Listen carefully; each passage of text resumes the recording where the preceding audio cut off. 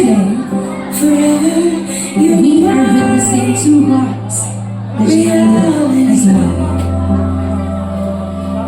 At yan ay sa katauhan ni Anthony Alcantara.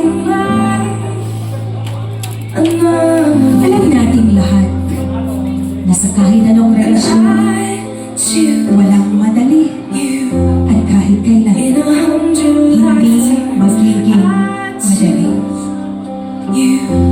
Maaaring sa relasyon ng dalawang taong ito ay sinubok na sila ng madaming pag-aasin.